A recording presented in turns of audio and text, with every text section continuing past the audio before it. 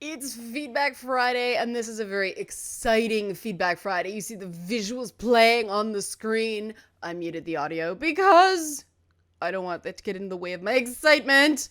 But I love this intro, by the way. Go and watch a YouTube video of the introduction of Bayonetta in Smash Brothers. And the thing that's amazing, they're putting her in Smash, but they're keeping her Bayonetta. The characterization is amazing. The moveset is amazing. And I am so excited about how they've done this for a couple of reasons.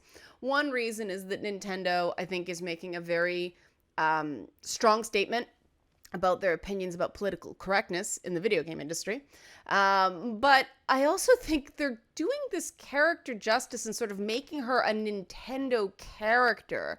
And this is a very, sort of rare thing for Nintendo, that a character that is not theirs, it's not a first party game, is included in their Smash Brothers franchise. But the moves are so cool. And why is this on Feedback Friday? Because a bunch of people messaged me and tweeted me and the whole thing and said, what do you think about Bayonetta and Smash? And I realized I'd never really done a whole thing on Bayonetta as a character. I love this Kirby as Bayonetta. That makes me so excited. I love how they did that with him shooting things with his butt. Let me show you that. I have to roll this back. Excitement. There he is. Look, he's shooting with his butt. That's exciting. That's exciting to me. Okay, maybe I have no life. But obviously, there are some people online who are not as excited about the costumes and the clock from the game. This is exciting. But there are some people that do not share my excitement. And of course, their reasons for that are, you see, they even had her clothes disappear in Smash Brothers. Like, that's awesome. Now, why am I so excited about this? It's like, people are like, Liana, you're a feminist. How can you be cool with this? And that's what I want to talk about today. After I finish squeeing at how freaking amazing it is that Bayonetta is coming to Smash Brothers.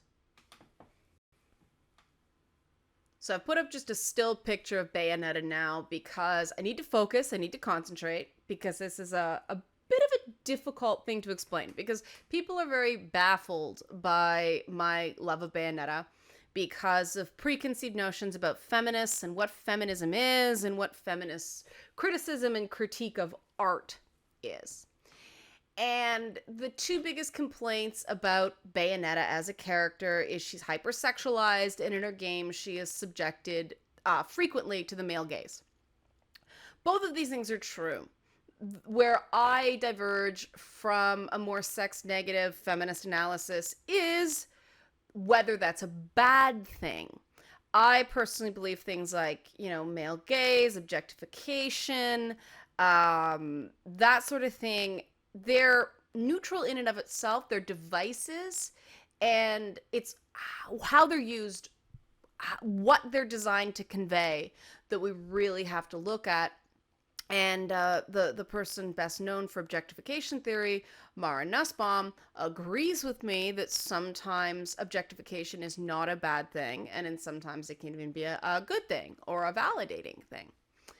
And the thing about Bayonetta is that the sexual depiction of the character, quote-unquote male gaze, is tied into her character and where the character fits in her world. Now, for those of you who don't know what the male gaze is, it is camera techniques that simulate someone's eyes roaming over a character, usually female's body. And that is called the male gaze because it is assumed to simulate the viewpoint of a presumed male audience. Sorry, lesbians, you don't count in this theory, and that's one of the problems I have with it. And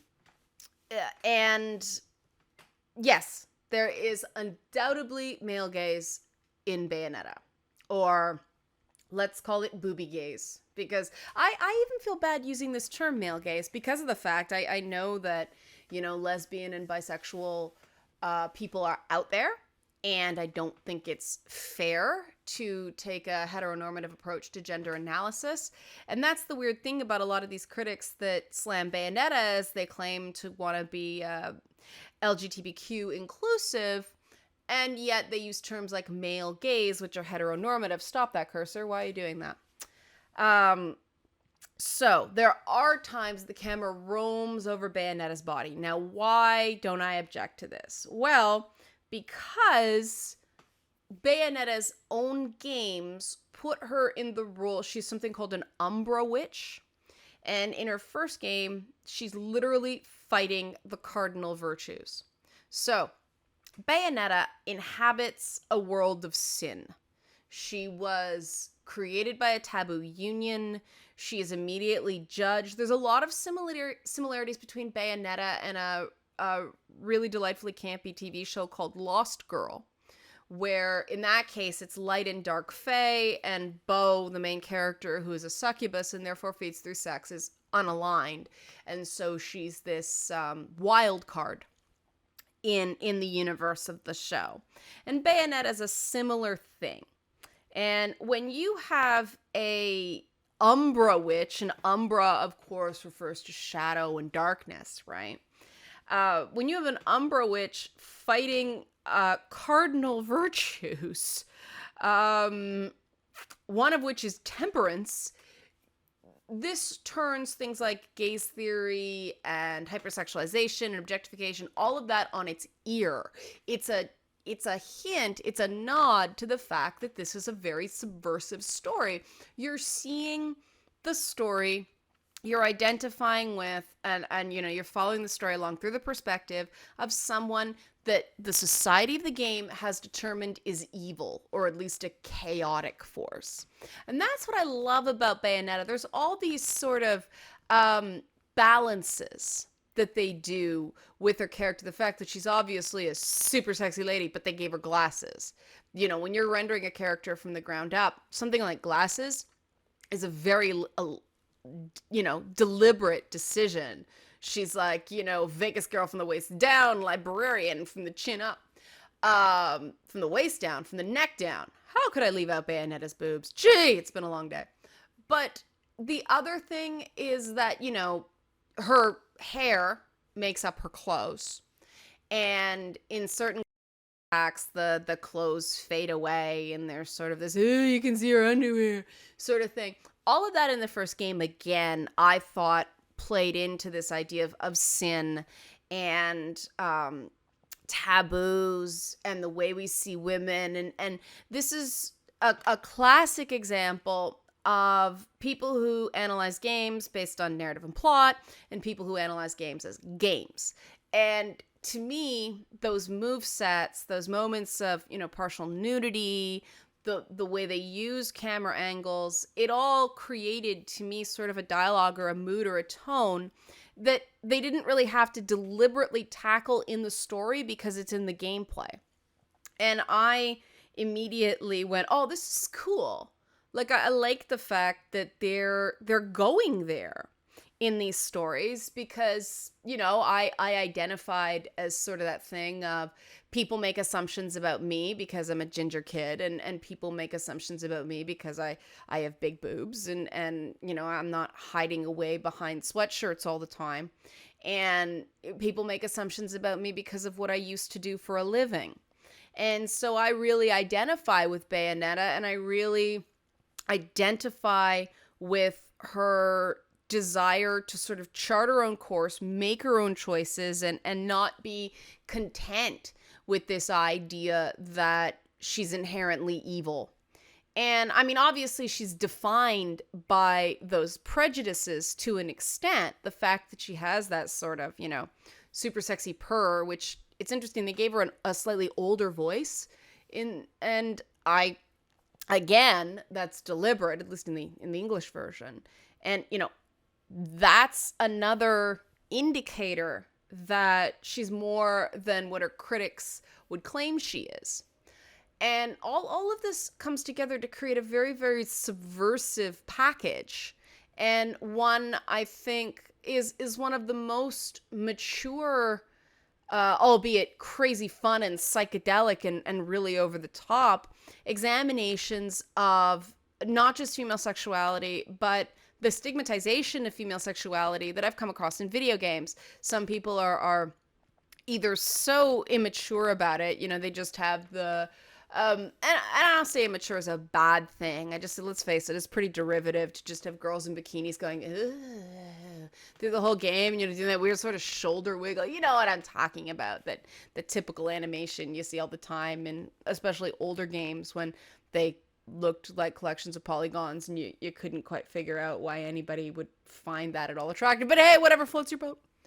I guess the Uncanny Valley can be sexy for some people. But I like the fact that Bayonetta didn't go there.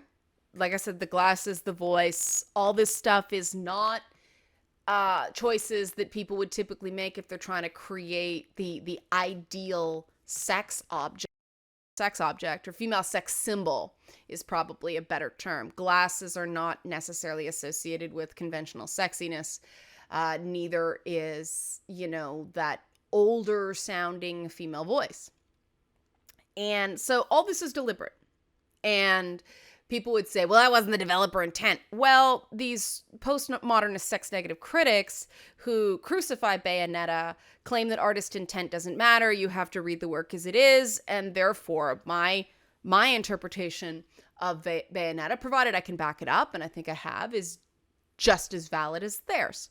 So I think we need to praise characters like Bayonetta, and we need to praise products like her games because of the fact that, let's face it, these combo-based action fighting games tend to be, and don't freak out, I'm just stating this, I'm not saying it is a bad thing, but they tend to be examinations of hypermasculinity. Problems are solved through violence, through big burly characters, you kind of grunt and flex, and it's a very warlike approach to solving problems. So, for Bayonetta's developers to throw in the hyper-feminine sphere into an action fighting game, I think is neat. I think it's a different approach. And the thing that I like is they didn't just make her a woman who does the exact same moves and approaches things in the exact same way as a guy would in a hyper-masculinized action fighting game. Because that's just praising the masculine over the feminine, isn't it? It's saying that masculine characteristics are more socially acceptable and therefore better than feminine characteristics. And you got to admit that when you go to the extreme ends of the stereotypes, the, hyper-masculinization is men with muscles hitting things. Hyper-feminization is sex and close-ups on boobies and butts. And Bayonetta and Bayonetta's team didn't make those rules. And I think that the way the game approaches the story reflects the story, where she's born into a world where she doesn't make the rules. And what I like about her is she tells the story of a woman who, through no fault of her own, was defined as taboo at birth. And in our world, the closest thing, you can say is, the constant slut shaming of women who look a certain way or choose to dress a certain way. And so I really like the way they've handled this game, deliberate or not. And I think that it should get fair credit where credit's due. Now, does this mean it's modest? No. Does this mean it's polite? No. Does this mean it's something that, kids should necessarily process and understand? No. But I mean, action fighting games are all full of violence. So why is violence more acceptable for a kid than sex? It's already something that really little kids shouldn't be exposed to.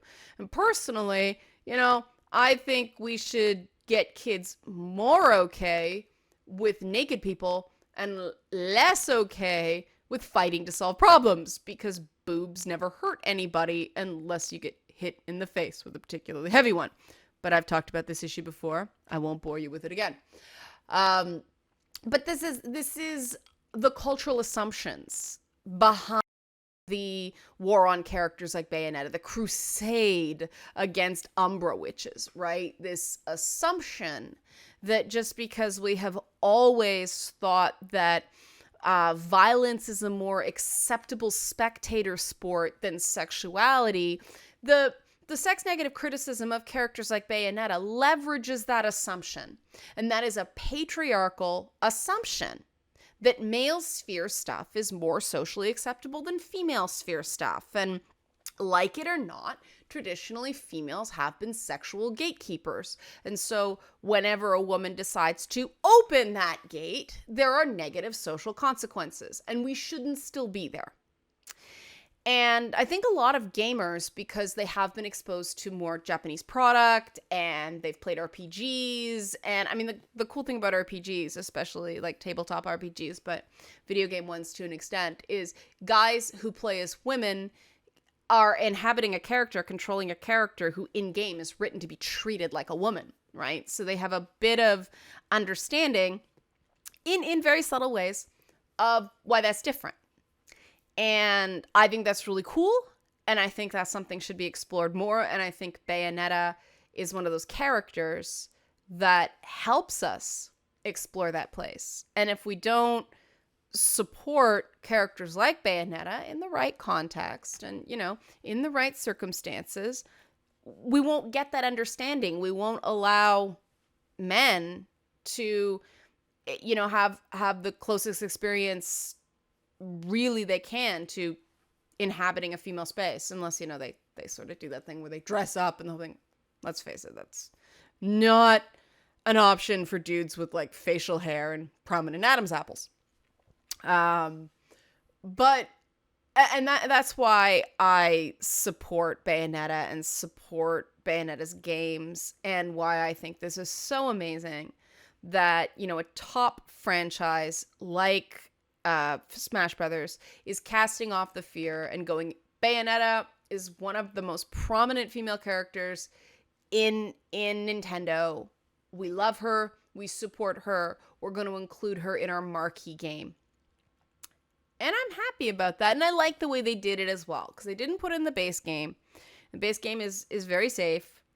And it's DLC.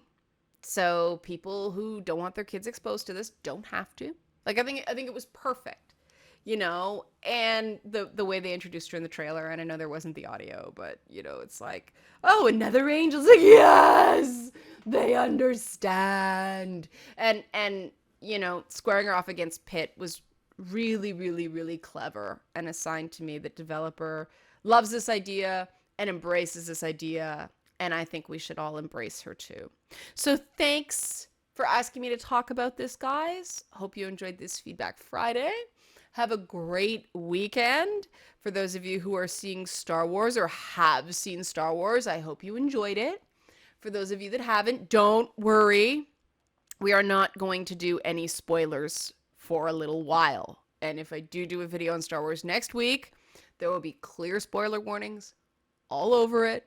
Don't worry. I want everybody to be able to see the movie. Now, if you don't want Star Wars spoilers this weekend, you might want to stay off the internet. But this channel is a safe space. Oh God, I just said that.